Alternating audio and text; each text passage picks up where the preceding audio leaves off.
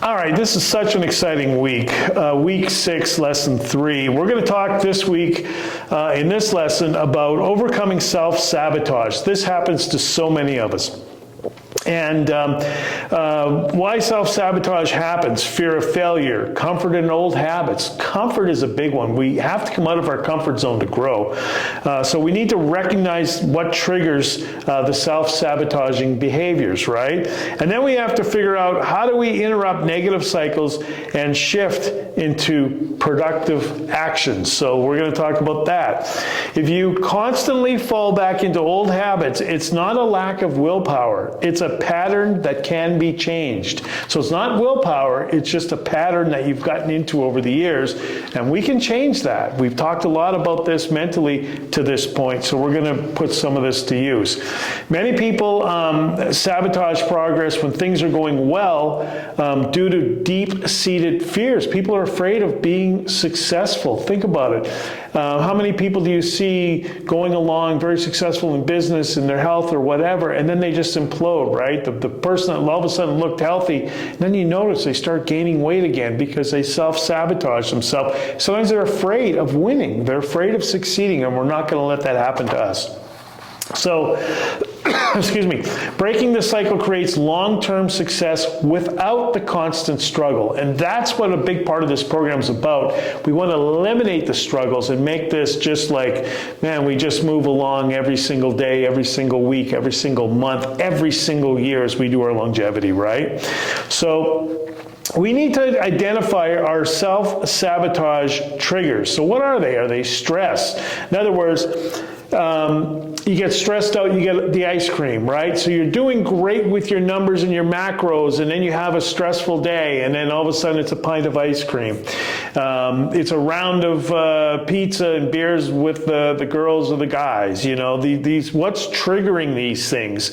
Often they come late at night. All of a sudden it's nachos before bed. I had a stressful day. I gotta make a move and eat something. But we need to take a step back above that, like the 30,000-foot view, and say, why are we doing this? What's causing this, right? When we start thinking about things before we take these actions, we can walk ourselves through them. It's wonderful. So we got to figure out what our triggers are. And then we got to create a replacement strategy. So for example, stress eating is an issue. So we got to replace that maybe with a walk. If it's during the daylight hours, instead of going and grabbing that candy bar from the machine, how about just taking a walk around the parking lot? How about getting cold water out of the soda machine instead of the full sugar, soft drink? So if we can find things to replace this, you go out, you had a tough time, you go out with the boys or the girls, and they want to order pizza and beer. Well, you know what? When you get there, maybe you recognize what's happening and where you're going. Maybe you get the wings and a Diet Coke, right? How great would you feel if you went out with everyone for pizza and beer or pizza and wine, but when you got to the restaurant, you had second thoughts. You took a step back and thought about what you're doing. You're self-sabotaging yourself. How can you make that a better behavior?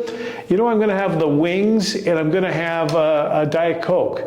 And you're going to have just as much fun as everyone else. The stress is going to be gone, whatever triggered it, except you're winning. And that's what we want to do. But we have to be aware of what's going on for us to win.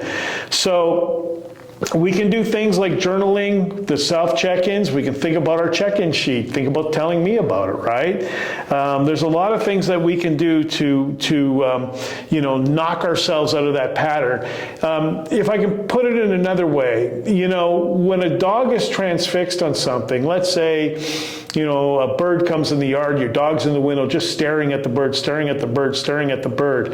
That dog wants to jump through the window, go get the bird. If you walk up to the dog and tap the dog on its hind quarters, just take your hand and tap it, it breaks its thought pattern. It'll turn around and look, and all of a sudden that transfixion is done.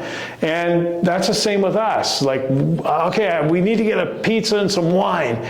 well, you know what, maybe we'll get wings and Diet Coke. We'll still have the fun and everything else, but we broke that pattern and we'll feel like $1,000,000 when we do. But again, the first part is just recognizing, at night, instead of having nachos before we go to bed, hey, you know what, maybe I'll have some yogurt with some protein powder instead. It was really, really good. I liked it. And I had a cold water with it. So think about things like that. So that's how we break these patterns. Number one thing is we need to recognize when we're in one. Number two, we need to figure out what's the best way to knock ourselves off of it. Does that make sense? So write down one situation where you tend to self-sabotage and create a strategy to handle it differently next time. And I want this to be a real world thing. If it's, snacking at night, I want you to think of an alternative you can do at night so that you're not doing that snacking. It's fine if you want to snack, but let's make it a healthy snack. Does that make sense? But I want this to be a real world exercise. And let me know what that might be. I'd love to hear what you decided upon.